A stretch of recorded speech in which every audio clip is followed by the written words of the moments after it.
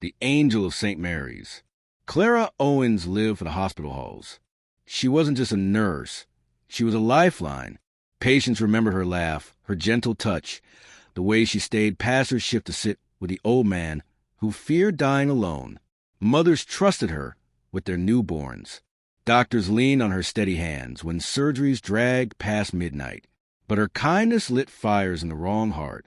Evelyn Carter, a fellow nurse, watched Clara with eyes sharpened by resentment. Every thank you, every smile, every praise directed at Clara only deepened Evelyn's quiet rage. When Clara was nominated for Nurse of the Year, Evelyn didn't clap with the others. Instead, she clenched her teeth and whispered under her breath, "She doesn't deserve it. That should have been mine."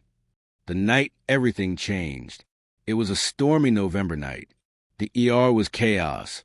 Sirens wailing, stretchers rolling in, doctors shouting orders. Among the chaos, a man named Leonard Briggs was wheeled in, his body broken from a car crash. As the team scrambled, Evelyn saw her chance.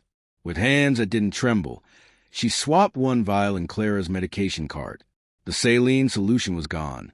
In its place, a powerful sedative meant only for surgery. Minutes later, Clara, exhausted but focused, drew the vial into a syringe. She whispered reassuringly to Mr. Briggs before pressing the plunger.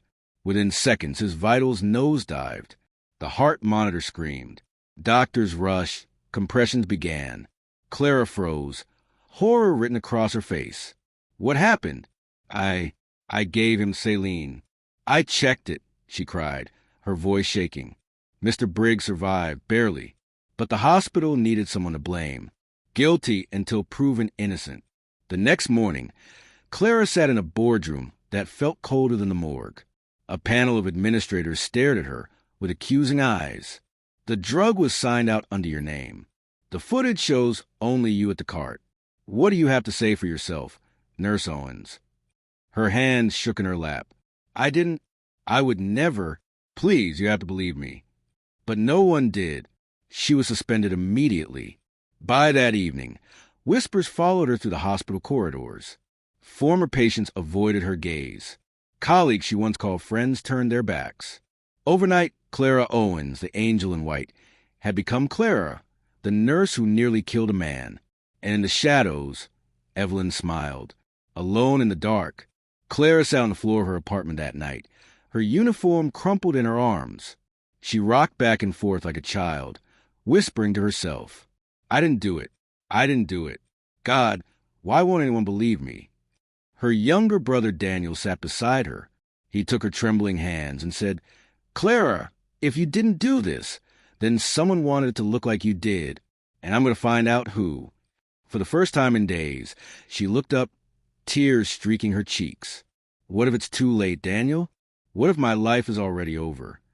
Cracks in the mask. Daniel's search uncovered whispers Evelyn hadn't silenced. A pharmacy tech remembered her asking unusual questions about sedatives weeks earlier. A janitor recalled finding Evelyn near the supply closet the night of the incident. But the breakthrough came from something small, almost forgotten, a latex glove pulled from the staff locker room trash. Stained, discarded, nearly missed. Tests revealed traces of the sedative. And on the glove, Evelyn's fingerprints. When the evidence reached the administrators, Evelyn's mask shattered. She stammered, tried to deny it, then finally broke down. She had everything. Everyone loved her. And me? I was invisible. I just wanted her gone. Justice and scars. Clara's name was cleared. She was reinstated, honored, even given the award she had once feared was lost forever. But when she stood on stage, holding plaque, tears filled her eyes. Not from joy, but from something deeper, the ache of betrayal. "How do you trust again?" she whispered to Daniel later that night. "When the knife in your back came from someone who once stood beside you?" Evelyn's career ended in handcuffs and courtrooms.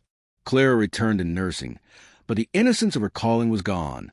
Every vial she touched, every charge she signed, carried the weight of suspicion, not from others, but from herself. Because sometimes the cruelest crime isn't the one that almost kills a patient. It's the one that destroys a soul. What do you think?